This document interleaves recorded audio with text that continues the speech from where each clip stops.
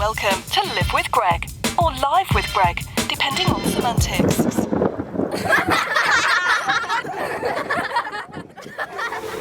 I did not realize you were so tatted. I've got a few. Yeah. I think that's more than a few. I think I'm around 25. What? Around 25. Really? Yeah. How many are we looking at right now? 1, 2, 3. Do you count this as one or two? I count these together as one, and then the hands are all one, and then got a few on my legs. Most are on my arms, though. So we're looking at most of them. You're going to end up with sleeves? Probably. Hopefully. Been taking a little break, though. It's expensive. Well, it's done already. How much have you invested in it? Okay, not too much, because I've done a lot myself. So I would say around like 1,500, I think. That's like nothing, but if you Yeah. went and got it, Yeah. like, Because like I got it, a lot of them are from like artists our age that are cheaper, working with budgets, doing it out of their apartment. Still have The great jail cell. artwork. I mean, miles better than the stuff I was doing, which Where's is a one lot that of you did? these. So you did the... What's that guy's name? That was one of my favorite comics. Little Devil. He's just or a little something? devil, yeah. But there was a comic strip. I mean, yeah. a comic. Yeah. There's a bunch. I did that one kind of on a whim, though. It's for my sister. She's the devil child. She what? She's the devil child. Oh, okay.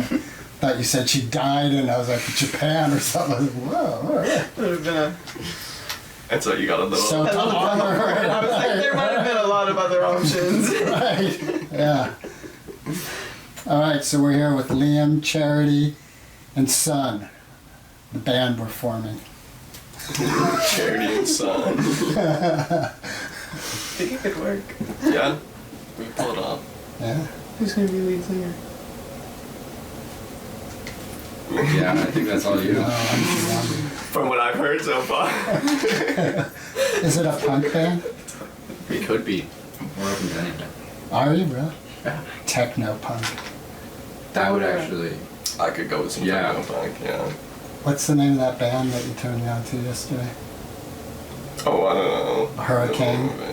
Oh. That was the, Callboy or something like Yeah, that. Callboy. It was when the Levi showed us with the, were you guys there with, it's like the German singing and it's like, and then all of a sudden it goes into, Just raw metal screamo chaos.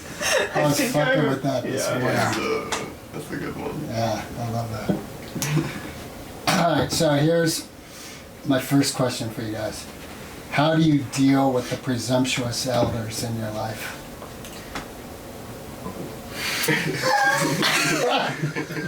So fun. I mean, I feel like it's different with like the situation. Obviously, like work, there's not a whole lot you can do. I feel like if it's like your boss, there's not a lot of leeway there. You just kind of have to go along with it. Give short little answers that just kind of push past the question. But I feel like people are in our generation have been speaking up a lot more, calling that out. And for the most part, just not putting up with it.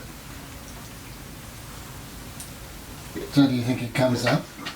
Definitely. Yeah. But I feel like a lot of it is just like talking to peers. I'm saying someone came up to me and said this, and like said, there's the idea of the new generation, like always, like the pink hair and the tattoos and all that. Like those are Fluid gender. yeah. Those are all like new ideas, almost. Not new, but like mainstream. Like I had pink hair once. yes, but it was. Rainbow. I feel like that was much less like widespread than it is now. That's, So there's more of a movement behind it, and it's pushing it forward in a more mainstream direction. do you think there's a positive to that? I would say so. Yeah. I mean, I have no problem with any of it. So as long as it's what someone wants to do, it's great that they're facing less backlash about them. Do you think your peers and you are more open to individuality and people like choosing their thing if it's not harming someone than my generation? I would like to believe so, but might be just from what I'm seeing. We all get in our own bubbles, and then I'm bad at this. Are you nervous? I'm nervous. Well, have you found, like, are your parents pretty open to your choices?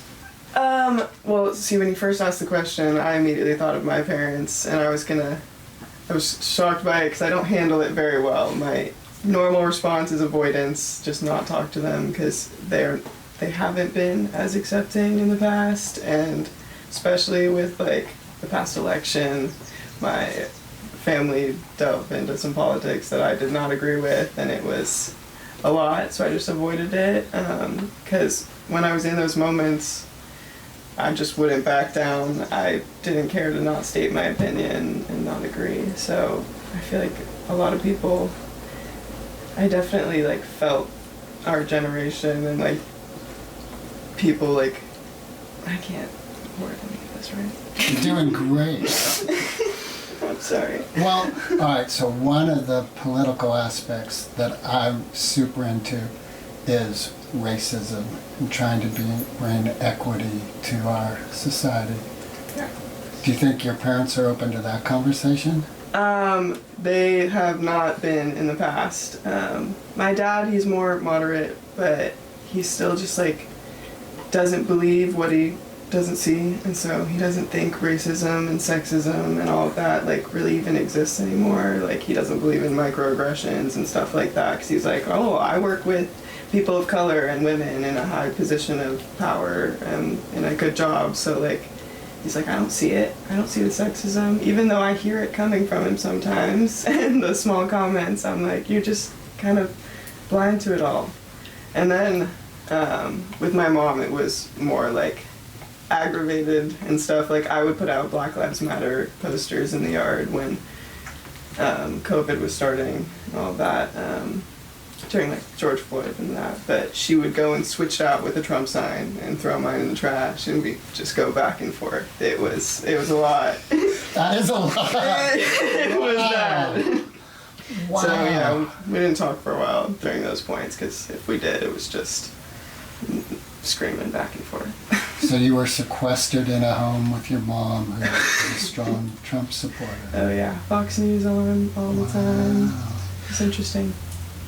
How do you think your mom and your dad meet each other as partners with such a diverse... Oh, they kind of have stopped. They recently started the process of a divorce. Wow. And I think one of it was how crazy she got into politics during that time, and he didn't agree with what she was saying. Like, at one point she screamed at a teenager on the side in her backyard. She was gardening. They were putting up like a Biden thing. She was like, "Do you hate America?" Like all this stuff. And my dad was like, "You can't go out there screaming at kids. Like this is going too far." But with all the divorce, she's decided to stay out of politics for a while. So hopefully that's good, because it was definitely becoming a problem. Because she was believing in like all of the voter fraud and like saying the election was rigged and fake, and he was like, that just doesn't make any sense, and they couldn't even talk about it anymore. So Did she voice anything about the January 6th? we kind of, I feel like during that time I didn't really want to ask what her opinions were on it, so I haven't even really heard what she thought about the whole insurrection and stuff, but I definitely think, at least at the time, she probably would have backed it. I think my dad said in passing one time, he was like, if she had been by the Capitol, she would have been there, but we don't live close, so, but I don't know.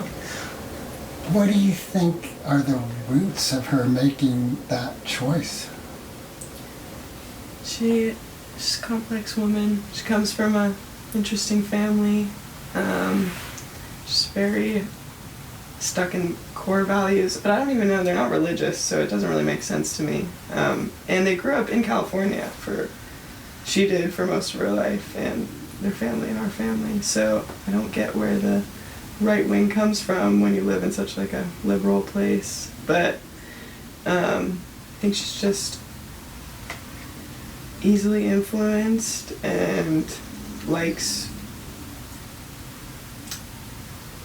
people in power, and I don't know. Her father is someone I would compare to like a lot of politicians, and like just like a stone cold man, firm in his beliefs, doesn't change, and that's what she was taught. That's what she's latched on to, and it's taken her far. I don't know. So do you think that there's a privilege she's attached to that she learned from her parents that she grew up in? And Oh, sure. I wouldn't say they've always been like the most well off, but she definitely was protected from a lot and shown a certain way of life that makes her think the world is a way that it's not, and she doesn't like to believe other perspectives. But I think it's, I don't know, I feel like it's all trying to protect herself from like not admitting how messed up her own family was and how that, so I don't know where I'm going with this. well, It's my mother's shit. all right. So here's the old man question, because there's an element. That wasn't? No, that wasn't. Now we've arrived. Like in my own experience and listening to people, there's an element of us walking the paths of our parents unless we do some work to heal elements of personality and character, etc. So are you conscious of that in your own life? Because you seem like a very chill human and open-minded. And Oh, for sure. And I feel like I've been conscious of it for a long time. I was like forced to be independent a lot as a child, and it made me really analyze how my whole family worked as a whole and all the problems. And I was just kind of confused why no one was seeing them. And I asked for help a lot, wasn't given it, but I found it in my own ways, and I'm definitely still working through all the generational trauma that's been pushed through. But it's very apparent in my whole family and every member. I still deal with it on the daily, especially with this divorce. I'm really sorry about that. It's okay. Well, it's not okay, but it is what it is, right? Yeah. Do you have brothers and sisters? 3 sisters. 3 sisters? Yeah. Where are you in them? I'm the third, so I've got 1 younger, 2 older. Are the 4 of you able to communicate clearly? And A bit, but we weren't really ever taught to have strong relationships when we were growing up, and we've got big age gaps through all of us, so we've never been the closest. And just had like unfortunate things happen that have made it hard to be close. So we try, like my older sisters put us in a group chat where we try to talk about it and talk about things, just keep up, but people usually don't respond. I don't know. Working on it. One of my sisters is here, so I've been trying to see her. Yeah. when you say trying to see her, like you reach out but it goes nowhere? Or? I see her, but I don't enjoy hanging out with her all the time. She's talks to my mom a lot, and we don't always agree. Like, I'm close with my dad, she's close with my mom, and then we're not, vice versa. So sometimes it's weird. It's weird. And she's like, she's 32 now, and so I don't know. Don't relate on the most stuff. Is she the second one that was born? No, she's She's the first. She's the eldest. All right.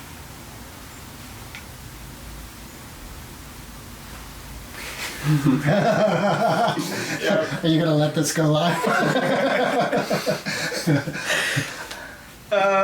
Yeah. All right, There's so no way they're gonna look at it. So. I'm gonna call him up. It's like area therapy session. Alright, so first of all, you guys should feel very free. Like, if I ask anything, you don't have to answer it, right? Alright, Yeah. so with everything you've experienced, because that was very open sharing, and you and Liam have been together for a while, right? You want to know? Yeah. I've known Have him. things come up that have been challenging where you guys have to work together to kind of get through something? Yeah. Yeah, but I mean, more, as she was saying, like family stuff, like just the support system being there. But it's much, like there hasn't been, it's been odd because the first few months of the relationship were long distance. They didn't see each other until the road trip, driving from Florida to here. So then it was full in. But that was a lot of fun because then you actually get to see how they're reacting to the situations, and you can hear it all over the phone. And It's Yeah. everything that you want to share, you can share. But spending a week together every moment, you can't really hide it, which is really nice. Yeah, he got to be there for quite a few phone calls with my mom. It was really great. I kept reminding her she was on speaker. She didn't care. Well, obviously, if she's yelling at some teenager, she really doesn't care what the world thinks. There's an element that's cool with that, right? Because it's like what you see is what you get. There's no hidden. Yeah, but she still she can have two personalities. Like I always tell my friends, like it was kind of weird for me that she was acting that way, knowing that she was on speaker. Because I always tell people, if you meet my mom, you're probably gonna love her. She's like very charismatic and like probably won't show her opinions like outwardly on the first few bases. Like all my friends have said they've liked her when they meet her, but she's not the same woman that she presents. Like I always thought it was weird. We would go to restaurants and she would start like sharing our whole lives with the waitress, and I would learn more, or the waiter, and I would learn more about her through those stories than she would ever like share with us as a family. So I was like, she's just really a different person. Does seem there's an element of it's easy to be friendly with a stranger, Even vulnerable, yeah. right? And it gets more difficult the more close the relationship is, I think. Then you have to actually like work through it and deal with it. Right, It's not right, just word vomit. right. Like I could say, like, whatever I say, that's stupid. Like, I'm colorblind, or I think men and women are equal. And then you get to know me and I say something stupid like that, and you're like, well, you're a fucking idiot. All right, well. So you guys are pretty tight, this group of friends, right? Yeah, 7 years now. And, yeah. It's good shit. I've talked with Jonah a bit about the friendship, like how tight it is. It's like you guys.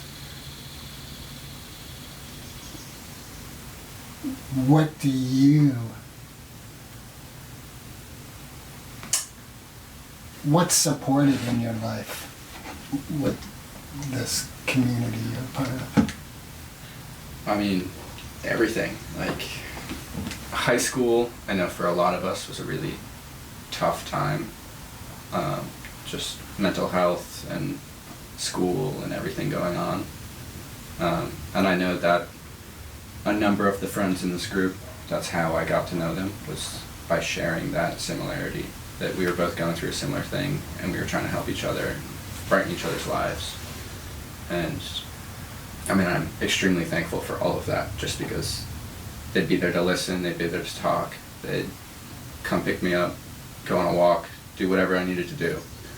I remember when my dog died when I was in my junior year, and I came over here and hung out with Jonah and talked with Liz, and just like being able to go somewhere and just feel absolutely accepted and hear kind words of encouragement. Like, there's nothing better than that. So, and I know every person in that group would treat me the exact same way, would be there for me. I hope they all know they can do the same. You can come over anytime. I'll be there to listen. And I mean, that bond, it's the best thing ever. Yeah. Extremely fortunate. Yeah. Agreed. I agree. I know Jonas talked about how he's seeking that in Berkeley, you know, and it's not there.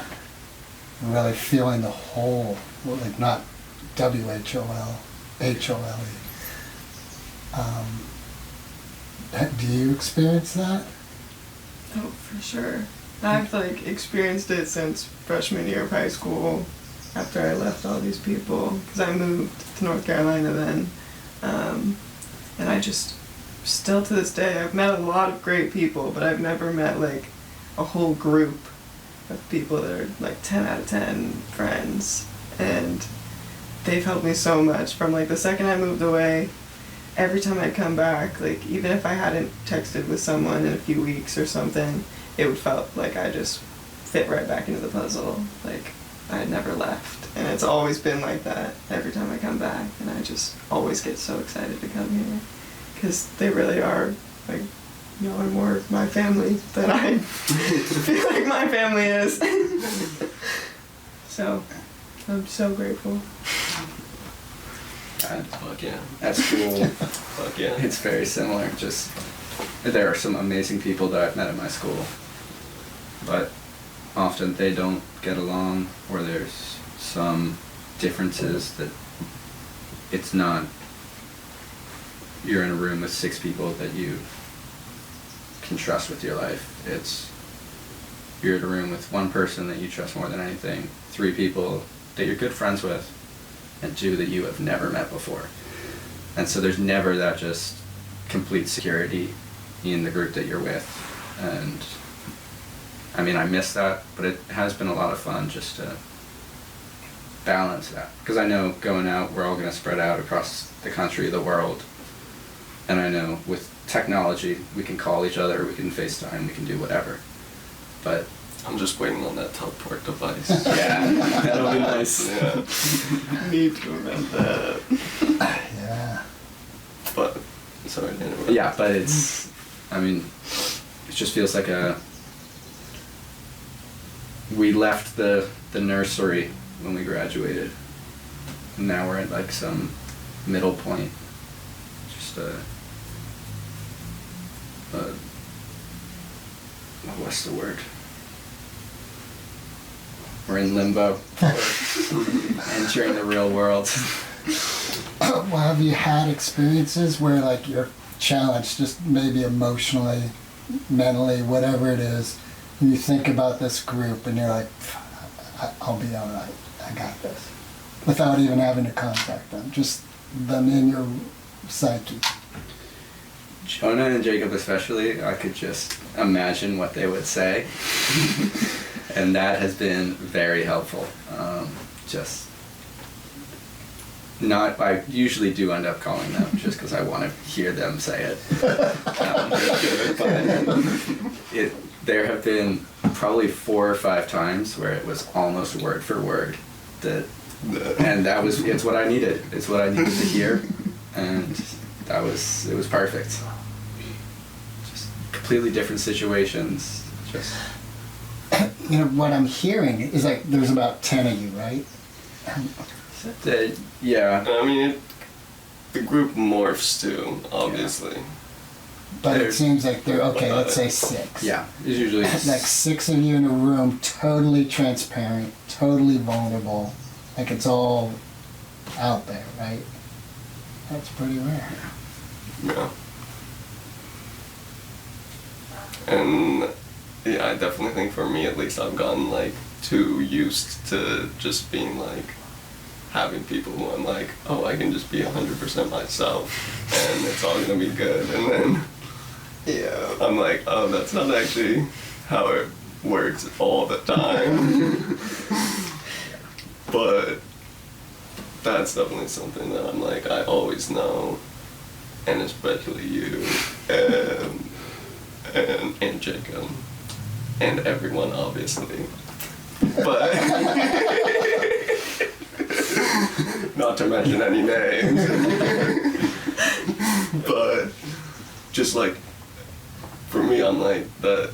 I know if in some time in our life we're like across the world from each other, and it's like there's just no time to contact or anything. Like fuck, it could be like a year, 2 years. Obviously, I'm gonna make sure to be like traveling around and making my rounds, and it's gonna be good. But like, I feel like we could just click right back in, like, because it's just the way it is. It's just how it is.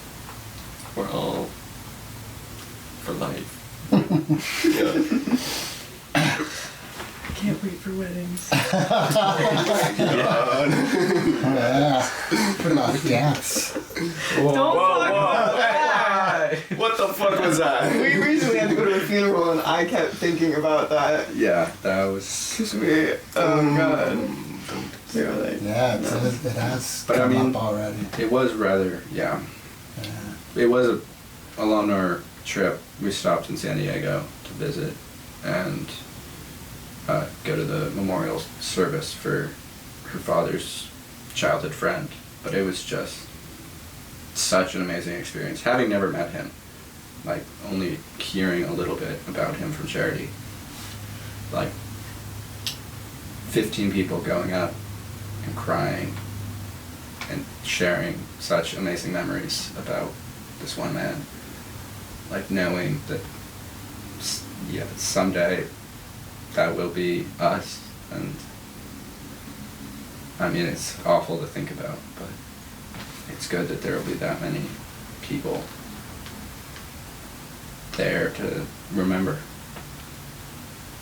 Robin turned me on to this book that I just finished yesterday, and it ended with the guy talking about, I think he was saying it was a Buddhist concept, but obviously there's other trains of thought that support it, but that like keeping our death in mind, because it is inevitable, and that it adds like a weight to our life, not in a bad way, but sort of like grounded, you know, like, oh, okay, so I am finite. Yeah. Where do I want to be when that ticket's up? So I think there's a healthy element to like including it as a part of our thought process. You know, being aware of your morality. Right, right. And That's it. And what? and yeah. Don't get morbid, though. Okay. I was with my father when he took his last breath, and it was as amazing as Robin being born. It was spiritual. It was wild. So, smoking is a very prominent part of what you all do. So that's it. Charity's like, okay, my parents are not watching this now. Oh, they know. So do you think that that has been an element in how close you all are? No. No? Yes. Well, I don't think like I think it would be the same way if we But- weren't smoking. No. yeah, but I think it's always been a part of it because a lot of us were friends before we were smoking. Some of us had bets on when they were gonna start smoking and like trying not to. And I think that bonded a lot of people as friends. Like him and Brady had a slap bet going on about who was gonna smoke first. He won. You were the last holdout? Yep. Well, between the two of us, and I think that That's definitely bonded us. And then it's become a Yeah. big thing. Yeah, that's true. but I mean, throughout high school, there were times where people would take breaks, for different reasons, family, jobs, relationships, like whatever it was. And I feel like it never really affected the dynamics at all. Yeah. I don't know if that took like a full year, but I know it took like pretty. I think like a lot of us took a pretty solid break, Yeah. and it still was like, yeah, it just I stopped Still for fun. all of high school. Came back, still same every time. Wait, so you started in middle school? No, okay, not all of high school. I started smoking freshman year, and then I stopped for The last 3 months of last- senior year? All of high school. When did you stop? sophomore, junior, senior year, and then I started again in college. So what do you like about it? Oh, well, I didn't stop willingly. So Oh, right. Wait a minute. What, did someone give you one of those drugs that if you... I was dating a very controlling person at the time, so I wasn't allowed to drink, smoke, go out, hang out. All right, so with that experience, have you found that there's times where that comes up for you with Liam?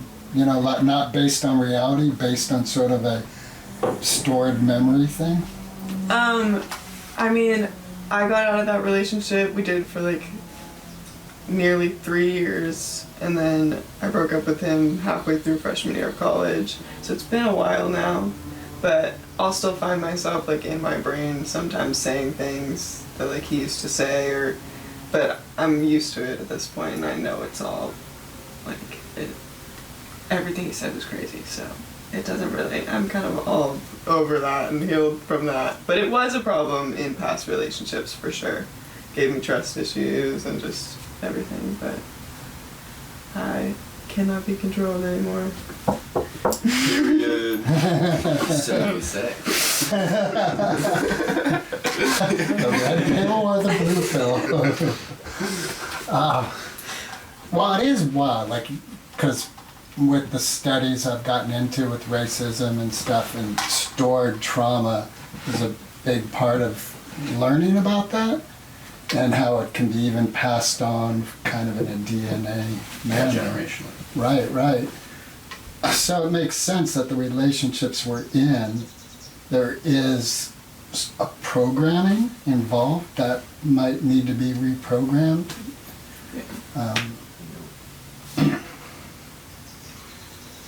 I mean, I had a very different experience with that because my high school girlfriend didn't want me smoking either. But that I hadn't taken it as like a controlling, like wanting to change who I was. It was more, it felt more out of concern. So I had a very different intro into stopping smoking, and that it was like a more of a healing idea. And I think that was great for me because I didn't have the mental capacity to comprehend what I was doing and how much what was sustainable for me as a student.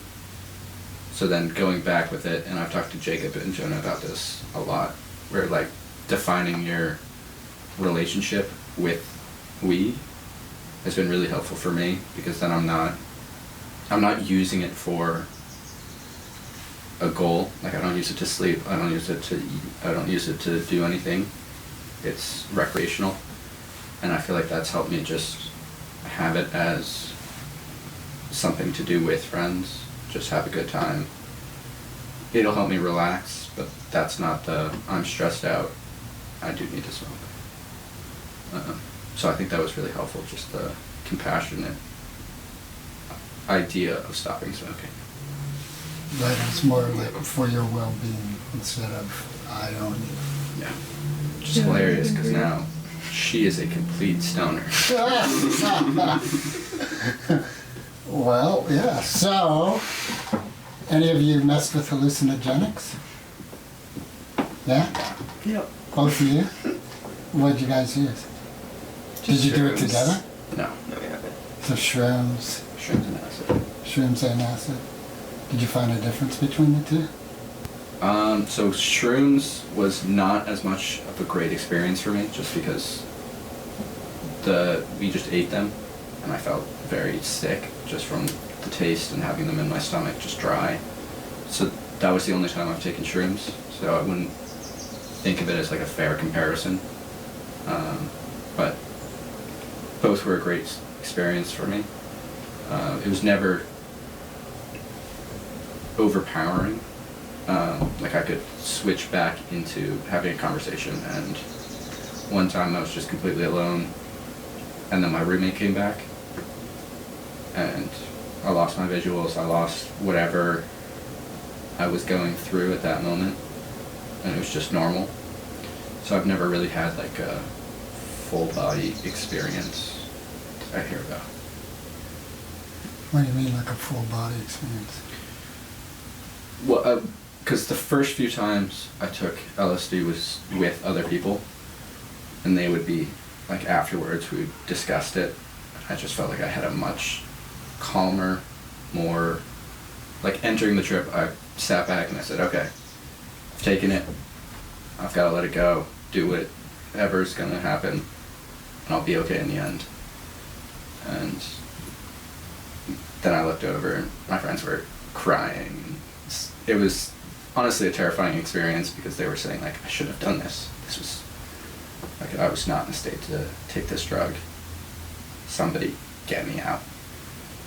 And I've never had that. I don't know if it was just like my preparedness to take it, my willingness to just let it do whatever it needs to do. But I've never had like a overwhelming trip, which, Like a bad trip? yeah, I felt the which is what I'm looking, like that's great. Not looking to have one. Yeah.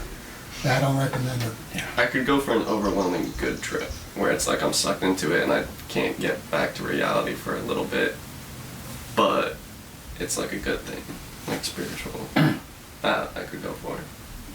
But any type of, I don't know. Yeah, because that was the, like, when I first took it, I wanted some kind of growth for myself, some new understanding or experience. And yes, I new experience definitely happened, but it was I didn't feel any different, any more aware of anything than I did before, which may have just been my When you say more aware of anything, what do you mean? just like I never had like I saw the connections between people. Like it was much more just visual. Are you And- talking about like seeing auroras or whatever those are? You know, Yeah, like light the auras around. people. Yeah, I mean, just any kind of. You didn't have a visual hallucination.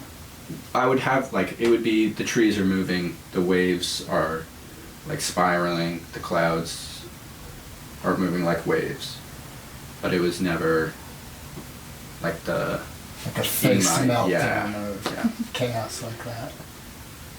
Do you feel like I'm connected to everyone in the world, or like everyone? Yeah, see, that's what I was missing. Like that was what I had heard a lot about. It may have just been like the miscomprehension of what I was doing, what was going to happen. Because I mean, a lot of what we know is just the media, what we see in TVs and movies, and Yeah, hearsay. Yeah. Yeah. so But now you have your own personal experience. Sounds like a few. yeah, which would never, like, don't regret any of it. Had a great time, and those were other bonding experiences with other friends, and also ones that maybe these are not the people I want to be around. So, So that brings clarity to that situation. which, Have you had anything from those experiences that you think have helped who you are, that are continuing to carry through who you are in your life? not that I can think of. I think it was more just like activity. Like it wasn't. Like Disneyland. Yeah, you go, you ride the park for a couple hours, and then you head home. Ah. Is that the same for you? Not really. No? You had a more personal experience? I've had I've definitely had a very bad trip.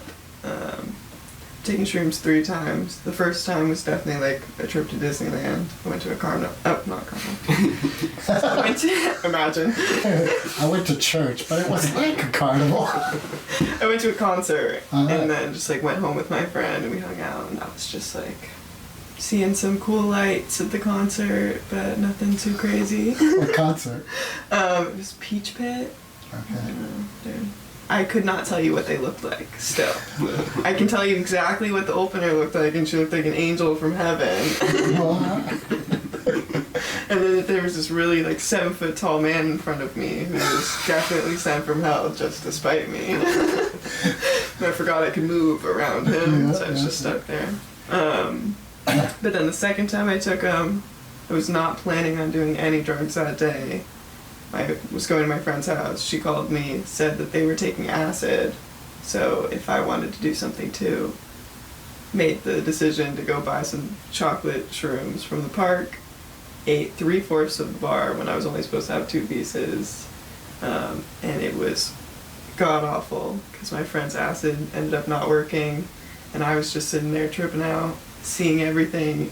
Everything was moving like crazy. She had so many posters, and then I hear one of my friends being like, "This is so stupid, we're just gonna have to trip sit her the whole time, and our drugs aren't working." And so then I felt like the biggest burden, and then started having a panic attack, and then it just was awful.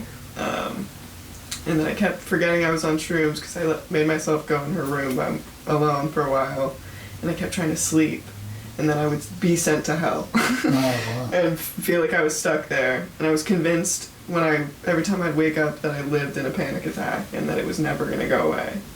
And the friend that was there kept saying like, "This isn't normal, something's wrong." And so I started thinking that something was wrong. That was a really bad trip, but I don't know. I was fine afterwards, even though it stopped working, it wore off, and I was like, okay, that was all I was really terrified of, was I was scared that I had been stuck, I was going to be stuck in, like, psychosis forever. And then I was scared for a while. Then I started dating Liam.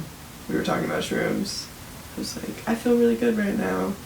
I kind of want to just revisit them. And my problem usually was that I just can't talk when I'm on shrooms, and I would feel like that would be a bad thing because the people around me would want to talk, so then I'd feel bad about myself for not talking. So I was like, I'm going to do it by myself in my apartment. I made it a very safe space, wrote some messages that it was going to be all okay, and that was a great trip. Had AirPods in the whole time, listening to so much music. And then towards the end, I like laid down on the couch, and I definitely I had a deep cry, but it was a good cry. Yeah. And I felt like I just like bonded with myself a little bit. Sweet. That's awesome. And then I wasn't scared of shrooms anymore. All right. Now I take them every day. I haven't done them yet, but I want it. So what kind of music were you listening to? Oh, I was listening to everything, but mainly, was this when I found the 8D audio? The audio that like moves around Oh, right. in your right. headphones. Yeah. So I was just thinking of any song I could think of in the 8D audio and feeling it move around my head. Are there any that come to mind? I was listening, I always listen to a lot of Mac Miller. Have you messed with Dark Side of the Moon, Pink Floyd? Not while on shrooms, but I should. No? Immediately, like the next morning, she called me saying, "I cannot believe I forgot to listen to Pink Floyd." Oh my God! What are you There are familiar so with Adam many Hart Mother? things. No. Oh my God! It's the Pink Floyd album with the cow on the cover, and one side. In my day, we listened to vinyl. Yeah. Side A. Side A, yes, and the whole side is called Adam Hart Mother, and have you heard of Alan Parsons? He was their producer. He produced that, and he also produced Dark Side of the Moon. Then he started doing his own stuff too. But Adam Hart Mother. Just remember it. Yeah. See, I listen to more like the techno, like Future Primitive. I've showed you one song. It's so good. And then Grizz. Yeah, it's Grizz, I've heard of. I don't Yeah. know what it's really about. Doesn't techno seem like, when you say techno, are you talking like hardcore techno? No. I'm not great with genres. Can never place one very well. But it's he clearly makes music for trips. Okay. And there were times during my trip where like my train of thought would be completely taken over by the music. And it was like the conversation in my head went along perfectly, and then I became aware of that, and then my becoming aware of it was also like fit the music, like what was happening in the song. And that was crazy. Do either of you mess with AI the way Jonah does? Like, But I don't mean he, from what I Yes. understand, he is looking for a career Yeah. right now, and that, like, I'm expecting you guys that, but like, is it part of incorporated into what you think about? Because here's what I'm wondering. Here's the point to it. Like, we're talking about some really open consciousness, right? And expanded consciousness with the aid of hallucinogenics, and that seems like that's an element for AI to be real, like a real artificial intelligence. It needs that capability of expanding beyond its conscious limitations. I mean, there's a theory that humans, before we evolved into humans, came upon psychedelic mushrooms, Right? and that like eating those led to partial expansions of our brain over time. Right. I've heard that. Yeah. I don't know the history behind it, but that would, yeah, I mean, that backs that up. Well, isn't fungi the largest living organism on the planet? Yeah. Yeah. That's crazy. And there's a rabbit hole to fall into with all this stuff. Yeah, I mean, it is, and there's so little known about them, like their communication, all of it. There's some that can map the fastest route between two places with absolutely no information. Like they'll put food. They did a map of London or Japan, Tokyo, and put food in each major city, and then placed a little bit of this fungus on one city, and it mapped out the most effective subway system that they could possibly have in 30 seconds. And so they've started rebuilding everything. Yeah. Is it the fungi? Yeah. I mean, you cut down like millions of dollars of expenses just by being slightly more efficient in the way that it turns. it's so crazy. But yeah, I mean, my conversations with you about AI have been so much fun. Like just sitting here just discussing what ifs. yeah, Yeah. yeah, it's the best. AI, and then also just like cool animals and the brain and everything. Yeah. The octopus has been a nice overlap. Yeah. it's- like the octopus. Yeah. It squirts water at a light to turn it off. How does it know? And then some people it squirts water at, and other people it doesn't. It plays favorites. It does. It remembers what. It can change colors for Change colors. Yeah. Apparently, like there are emotion will affect the Yeah, colors, like and its yeah. ability to change colors. Yeah. It's emotion. Yeah.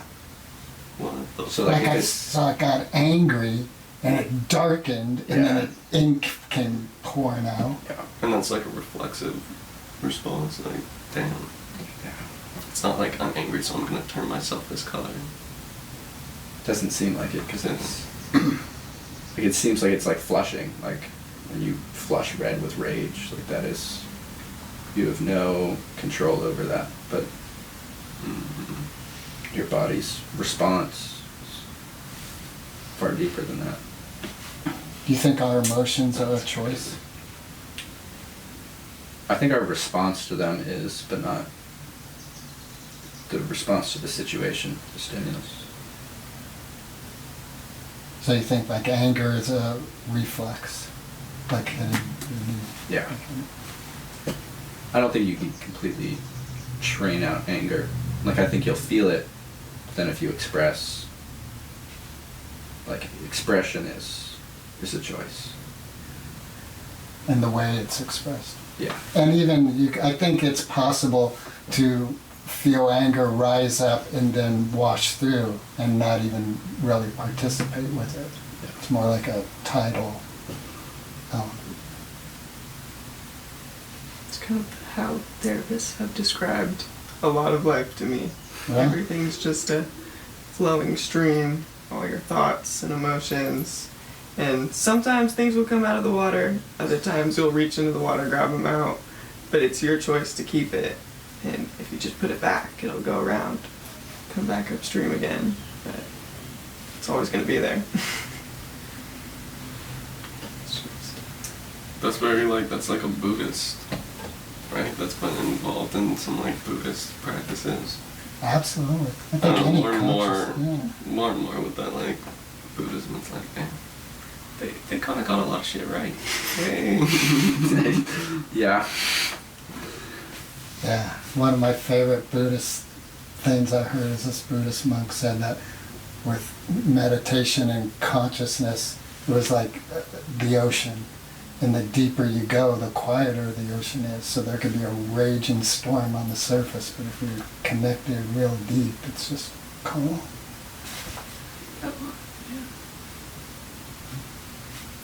Going deeper in the ocean.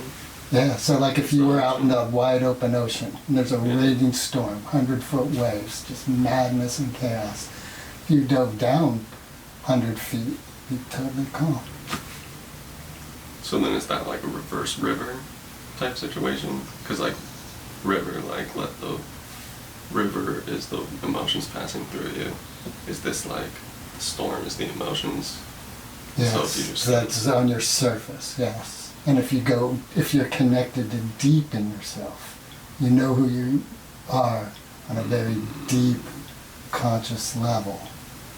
That's your connection. So you might be feeling all this emotion on your surface, like I'm ripping angry and I want to punch you in the head. But it's your most of your connection and consciousness is deep, so that you're not going to punch that person in the head because you're like, oh look, I'm angry. That's where I think it is. It's like, oh look, I'm angry.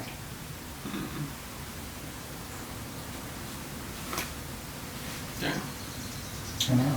Well, good shit. So is there anything that hasn't been brought up that you guys would like to touch upon? All good. Yeah. Good. I got one more question. Is that a telephone pole? It is. All right, so what's the... Oh god. Yeah? Terry. There's Oh my god. You fucker. I hate that this is like my most Where's prominent the child? tattoo because there's genuinely no meaning behind it. Nothing, no story at all. You were like, No. telephone poles look cool. They look cool. There's a lot of Yeah, I think wires. it and- looks cool. Yeah.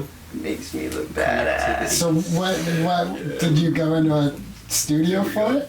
Yeah, this was a flash piece from an artist that I had followed for a while, and so I had seen it. What's a flash piece? Like they just post their art that are like, here, does anyone want these tattoos? Oh, that you right. can pick And they from. posted So that? They posted And this. like, yeah, that needs to be right here. It needs to be right here. Well, I actually went in and I wanted it on the back. I think I just didn't mention that. I like looked away for a second. The stencil is here, and then I was like gonna tell him to switch it, but I really liked it, so I was like, you know what? It was meant to be. And then there it is. It is kind of badass. Yeah. There's other ones that have meaning. That's just one of the ones that doesn't, but it's the one that people most ask about. the It's most. so random. It's like you gotta. That's my tell favorite them. part. I know. I love it. That's brilliant. I like tattoos because they're tattoos. It's Because perfect. people make cool art, and I want it. Oh yeah. I was like, are you familiar with that song "Bird on a Wire"? Have you heard of Leonard Cohen? The names have been familiar, but I could not hear it in my head right now. So this is sarcasm, but he wrote that famous Christmas carol, Hallelujah. Fuck, anyone who knows that This song, is so different. it's like, it's not a fucking Christmas carol. It is a heartbreak. It's Yeah. like sad. Anyway, Bird on a Wire. It's a good song. Okay. I'll have to. I want it darker. Yeah. Fucking letter code. Yeah. Man. Yeah. Brilliant. Well, thank you guys. Yeah, no, thank you. That was Thank you. good to get out. All right. Yeah. Good podcasting.